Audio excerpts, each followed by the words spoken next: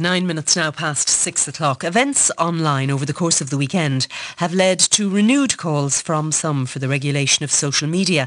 The recent death of TD Shane McEntee has heightened sensitivities, and the viral dissemination in the last 3 days of a video of an apparently drunk young girl has for some underlined the urgency of the need for new forms of control. A growing number of politicians would now like to impose controls to mitigate the negative impact of social media. Philip Boucher-Hayes asks, are politicians stoking the fires of moral panic, or is it time to rein in the worst excesses of Facebook, YouTube and Twitter? You can say anything you like on the internet, and really it can be so dangerous. Fine Gael backbencher Mary Mitchell O'Connor, who has called on her ministerial colleagues to take action. So every week when some big incident happens, about cyberbullying, or somebody takes their life or a child takes their life, we have this national debate, and then we all seem to go back again. We talk about it 3 days, 4 days, and then we all revert back to type. So what can the Oireachtas Committee do? And what I've asked specifically are all the ministers to kind of come together as well. The idea that you would try and come in and censor this wonderful tool for free expression, I just don't think that it's A, feasible, or B, realistic. Comedian and avid Twitter user Abie Philbin Bowman, who's suspicious that politically guided regulation might lead to censorship, or at least a chilling of freedom of expression. I think what we need to do as a society is talk to, essentially collectively thicken our skins rather than collectively try and stop every idiot or, opinionated loser on Facebook or Twitter from expressing an ill-thought-out opinion. We elect our politicians, though, to protect the most vulnerable in society. It is in some instances the most vulnerable who end up either being victimised or feeling that they have been victimised online. Are you saying that politicians are just wasting their time trying to look after these people's interests? No, I'm not. I'm saying that, I am all in favour of trying to educate children, create a safe space for children to be online and for young teenagers to be online. I am far less impressed by government attempts to silence anyone to have a joke about Ronan Mullen.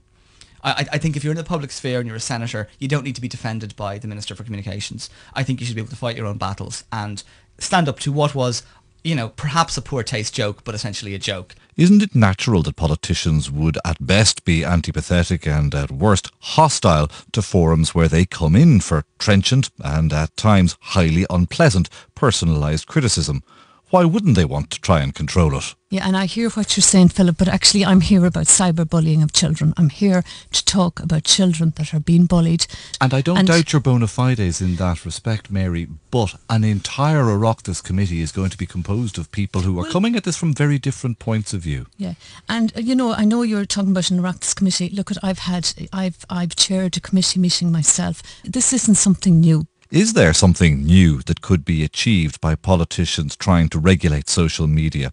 Barrister and IT law expert Fergal Crehan believes that most of the ammunition needed to tackle bullying, harassment, invasion of privacy and slander online is already on the statute books. Somebody is telling lies about you, for example, you may have a case in defamation against them.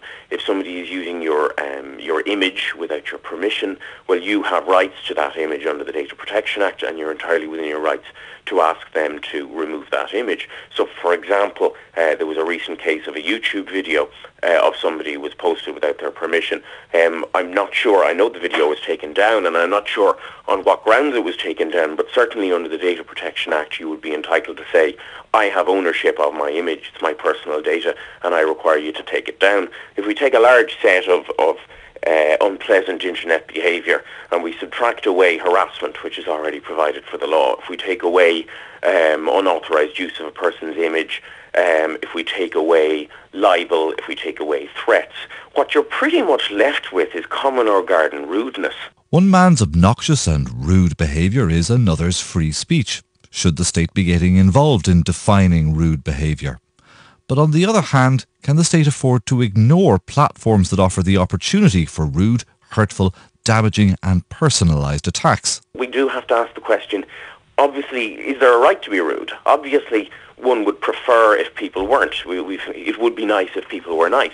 But the question is, do people have a right to not be nice, or at least does the state have any right to try and stop them from being unpleasant? No. Everyone is not well behaved on Twitter, social media generally, but nor is anyone well behaved in the world we live in. This is why we have laws, and it's also why we have such a thing as, etiquette and so on. And there is such a thing as twitiquette, although it is often ignored, and that's also fine. The big difference, I would argue, between something like Twitter and, say, gun laws in America is that if 1% of gun owners in America act irresponsibly, that's a major problem, because you can't opt out of getting shot, okay? But you can opt out of Twitter. So if 1% or 5% of Twitter users are irresponsible, it's not necessarily a major social problem. But as the viral video of a 17-year-old girl's drunken rant in a chipper this weekend shows, the rules have changed. You can no longer assume that private behaviour that's none of anybody else's business won't be made public. The fact that the technology exists is enough to damage lives, never mind what anybody chooses to say on it. There is no division between legislator, lawyer or Twitter user on this point. We all need to accept that the rules have changed and educate ourselves accordingly. That what happens on the internet is not in a different realm. The internet is real life too, and certainly for kids growing up now who are online pretty much as soon as they can read, then it is an integrated part of their life. It's not a separate realm where you become another person and all the rules are suspended. And I think it might be no harm for us to start including that in the education. If we teach children to socialise in daily life, well, socialising now happens online as well, and maybe it mightn't be a bad idea to educate. And while I take your point that legislators do need to protect the vulnerable and do need to try and protect children particularly from things like cyberbullying, I really think that the technology moves so fast that our best bet is to try and educate children about the online world, get them to realise that someone's opinion is not truth, isn't reality, and to essentially learn how to switch off those comments and ignore them. Abie, Philbin, Bowman, finishing that report by Philip Boucher-Hayes. I have a new word from Abie after today. Twittycat, think etiquette on Twitter. We'll take a break.